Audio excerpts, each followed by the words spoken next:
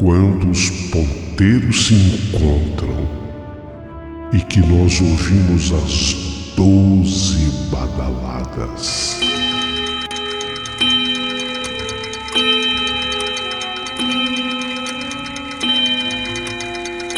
A hora que se anuncia é meia-noite. Uma hora em que tudo pode acontecer, inclusive nada. Mas hoje, muitos acontecimentos. Vamos à história de hoje.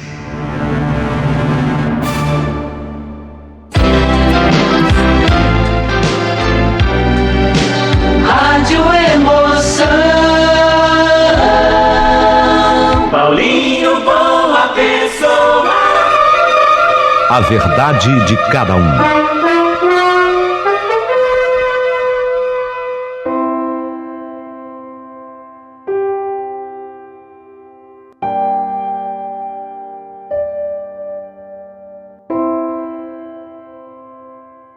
Meu amigo Paulinho Boa Pessoa, tudo bem? Aqui é a Rose Matos. Tudo certinho, meu amigo? Paulinho, eu vou te contar uma história hoje, é uma história da meia-noite, que aconteceu quando eu tinha na minha vida 18 anos. Minha idade na época é 18 anos. O ano em que tudo isso aconteceu foi o ano de 1976. E eu me lembro até o mês em que aconteceu. Foi no mês de maio de 76, eu e a minha família, nós nos mudamos para um pequeno apartamento, porque era para ser algo temporário. Seria apenas alguns meses morando ali. Eu vou explicar melhor para vocês. Meu pai, na época, ele trabalhava como gerente de vendas de uma rede de lojas conhecida. E papai, ele era sempre transferido. E mais uma vez papai tinha sido transferido. No entanto, enquanto ele esperava que saísse a transferência, nós entregamos a casa que nós morávamos e deveríamos morar aquele restinho de tempo nesse pequeno apartamento. Por que o apartamento era pequeno e não cabia todo mundo da família? Ele era pequeno porque era temporária a moradia. Deu para entender? Você vai para um lugar onde você não vai ficar muito tempo, então não tem problema que o apartamento seja apertado. Então eu, Rose, com a minha mãezinha, a dona Helena, o meu pai Nestor, enfim, a família inteira, fomos ocupar aquele pequeno AP. Na nossa cabeça, era mais uma casa, em mais uma rua, em mais um bairro, só que agora era São Paulo. Não costumávamos ter muito amigos, porque nós nunca passávamos muito tempo num lugar. Não dava para ficar muito tempo só no lugar. Papai estava sempre se mudando. Era uma velocidade muito grande essa coisa de ser transferido, porque a rede de lojas para a qual ele trabalhava estava em franca expansão. E papai era um funcionário diferenciado. Ele era aquele tipo de gerente que levantava o ponto. Já ouviu falar? Vou explicar um pouquinho, para que todo mundo de fato possa entender. O gerente que levanta o ponto é aquele que pega uma loja que não está indo muito bem e depois de um certo tempo administrando, a loja começa a tinir de tão boa que fica. Então meu pai tinha mais essa missão. A rede era grande, quando alguma loja ia mal, chama lá o seu Nestor, ele dá um jeito. Meu pai vinha, ficava um determinado período na loja, a loja se levantava e aí era hora do papai ir para outra loja. Deu para entender? Então a mamãe fazia de tudo para disfarçar. Mas eu e o meu irmão e as minhas outras duas irmãs sempre víamos a mamãe chorando sozinha. Às vezes mamãe chorava na cozinha, às vezes a mamãe chorava na área de serviço, mas sempre pegávamos a mamãe chorando. Mas aquela era a vida que nós tínhamos entre nós. Nós tentávamos não piorar as coisas do que elas já eram atrapalhadas. E acreditávamos que as lágrimas da mamãe fossem exatamente por isso. Porém, a pequena Lígia, minha irmã, ela não conseguia disfarçar muito. Ela de nós era a que sentia mais a falta de amigas para brincar. Eu não sei se por ser a mais velha das irmãs, né? Eu era a mais velha. Eu era aquela que tinha uma cabeça melhor. E ela, por ser a mais nova, a Lígia, talvez sentisse mais. Virava e mexia, ela estava triste, passando um pentinho no cabelo da sua boneca, sentada na beira da cama. E nós notávamos na Lígia que ela estava sentindo falta das amiguinhas. As amiguinhas que não podiam ser constantes devido à vida cigana, praticamente uma vida cigana do papai. Naquele apartamento, tivemos a oportunidade de conhecer algumas crianças no playground do prédio, inclusive a minha irmã. E eu, como eu já tinha meus 18 anos, acabei conhecendo também pessoas jovens da época. O playground, na verdade, não passava de um terreno de médio porte, de chão batido, onde apenas as crianças brincavam ali, arriscavam algum chute numa bola, e eu acabava ficando com as mocinhas, com os rapazes do prédio, e foi ali que nós conhecemos uma família daquele condomínio, a família Souza, que morava ali, morava naquele prédio. O pessoal da família Souza, a idade dos filhos do Souza combinava com a nossa faixa etária. Então tinha desde criança, que brincava com a Lígia, minha irmã, a novinha, e adolescentes, e gente mais ou menos da minha faixa. Eu estava com 18, tinha uma moça do Souza, a Valquíria, que tinha 17, então, entendeu? Mais ou menos a mesma idade. Tinha um irmão dela, o Fernando, era um rapaz de 19, quer dizer, dava pra gente bater papo. A gente tinha mais ou menos a mesma linguagem. Fizemos uma amizade bonita à primeira vista. Aconteceu entre o Souza e a nossa família uma amizade bonita. Minha irmã, a Lígia, se deu bem porque ela conheceu uma menina. Ela era a mais nova, a Lígia era minha irmã de 9 anos. E ela conheceu exatamente uma família do Souza que tinha também os seus 9 anos e um nome muito parecido com a Lígia. Ela era Lívia. A menina era Lívia, a minha irmã, Lígia. Nossos pais acabaram se conhecendo. A minha mãe acabou íntima até da senhora Dona Vera, a mãe da família do Souza.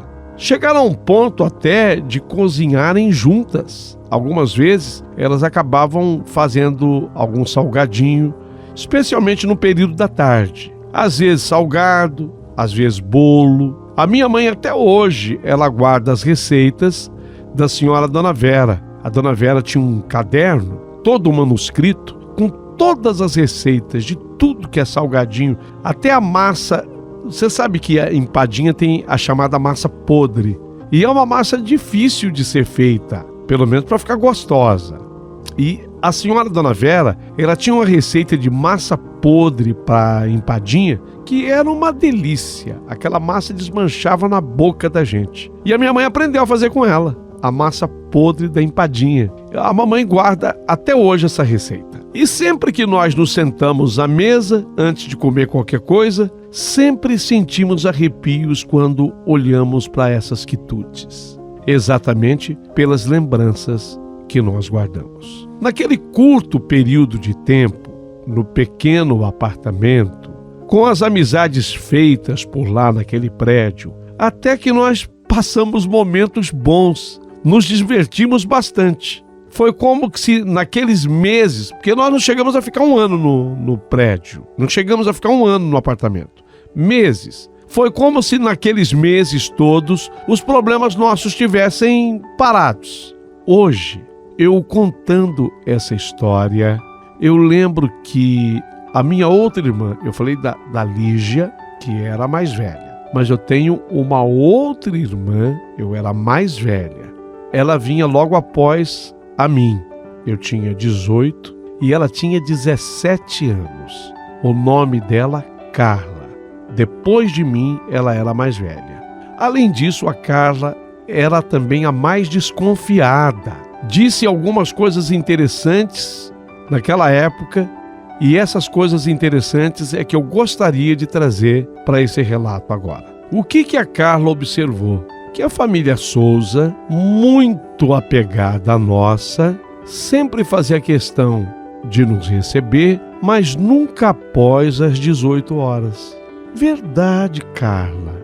Eles nos recebem bem, brincamos com eles. Eu tenho amizade com os meninos, você também.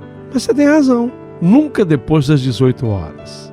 E também, eles nunca nos receberam em sua casa após esse horário das 18. Aparentemente, aquela amizade era apenas conosco que eles tinham. Hoje, lembrando das conversas que tínhamos de luzes apagadas antes de dormir, eu tenho saudade daquele tempo, sabe? Que por mais estranho que possa parecer, foi um tempo muito feliz. Depois que nós estávamos naquele prédio, havia mais ou menos 6 meses, 6 meses depois, veio a nova missão do papai. Era como nós costumávamos dizer, papai fora designado e desta vez uma mudança radical. Nós iríamos ainda para a rede de lojas para a qual papai trabalhava, mas íamos mudar de capital, íamos para o Rio de Janeiro. Fiquei até empolgada. Caramba, Rio de Janeiro, lá eu nunca tinha morado, né? Até me empolguei pela idade, etc. Naquela mesma semana, começamos todo o ritual de guardar as nossas coisas e de nos prepararmos para a mudança. Até que em termos de móveis, a gente não tinha essa preocupação, porque as lojas das quais eu falo, e o papai trabalhava nessa rede, era uma rede que vendia móveis. Então os móveis eram fornecidos pela loja. Normalmente, em cada canto que nós chegávamos, a loja fornecia os móveis todos novinhos para o meu pai. Então a gente não tinha muita preocupação com mobília, a não ser, lógico, uma peça ou outra que nós levávamos.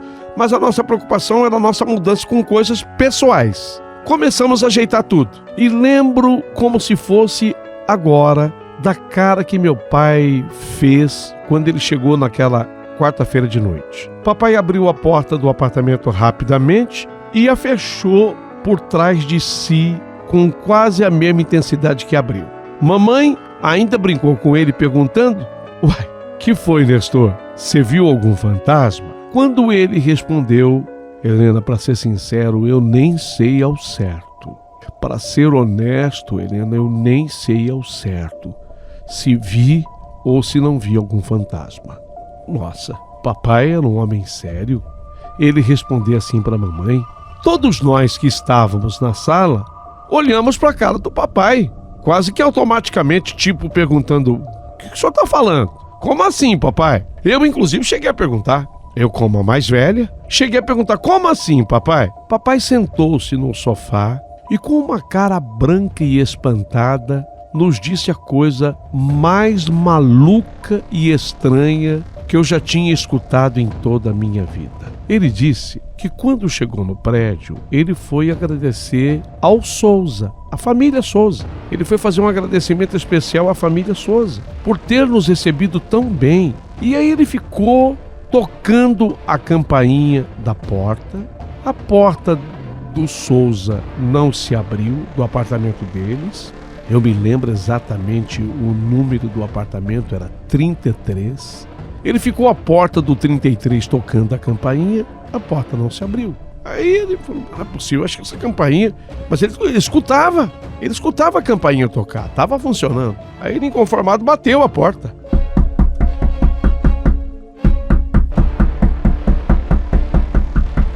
Mas a porta também não se abriu. Mais inconformado ainda, ele desceu à recepção e foi falar com o porteiro do prédio. Falou: "Olha, eu estava no apartamento do Souza, família que a gente conhecia. Eu estava no apartamento do Souza, mas ninguém abriu a porta. Toquei a campainha, bati na porta, a família é grande. Não tem ninguém? Eles saíram?" O porteiro respondeu para meu pai: "Família de quem?" "Família do Souza." "Família do Souza? Não, senhor, aqui no prédio não tem essa família." Meu pai ficou muito assustado. "Não, o senhor só pode estar brincando comigo. A família do Souza, os filhos dele, que são amigos dos meus filhos, a mulher, que é amiga da minha mulher, que passou as receitas para minha mulher, elas cozinham juntas. O marido, seu Robson, não é possível.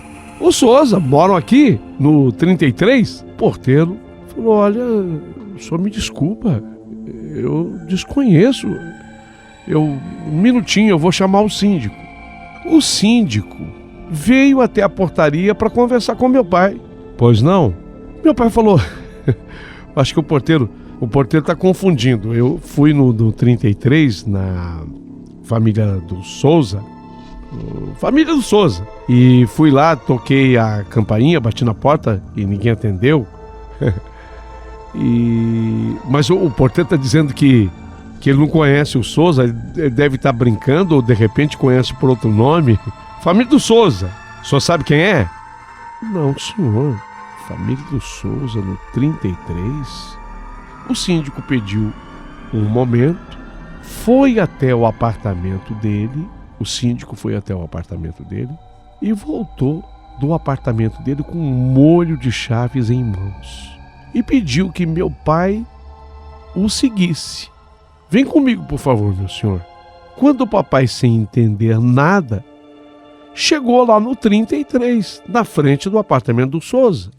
O síndico colocou a chave na fechadura, abriu a porta e falou: pode entrar, por favor, pode entrar. Assim como ele, síndico, já havia entrado, os dois entraram, portanto, no apartamento, o síndico e o papai. Quando o papai entrou no apartamento, ele disse que quase caiu desacordado, tamanho susto que ele levou. O apartamento estava completamente vazio e com uma aparência de sujo, de abandonado, uma aparência velha, as paredes sujas. Quando o papai, balbuciando, comentou a tentar perguntar o que era aquilo, o síndico o atropelou dizendo: a família Souza havia morado ali, sim.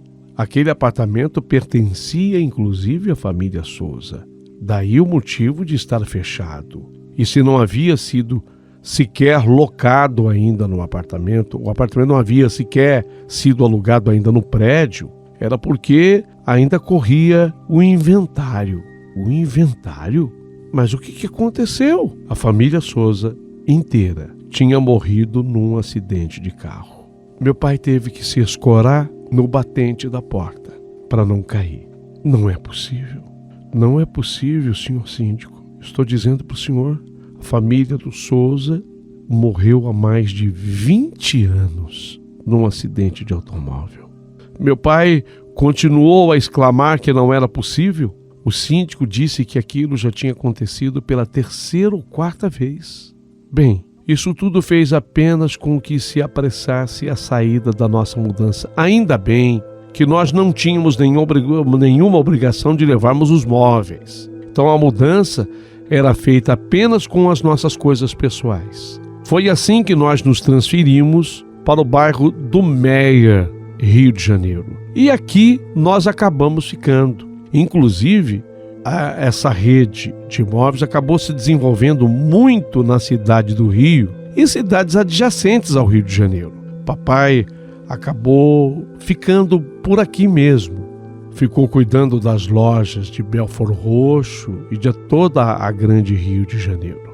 Tais fatos acontecidos, até hoje, nós não conseguimos entender o que na verdade aconteceu. Só que não foi um fantasma que apareceu para um da família. O inusitado é isso. Todos nós da família, incluindo crianças da nossa família, nós vimos a família do Souza. Nós vimos.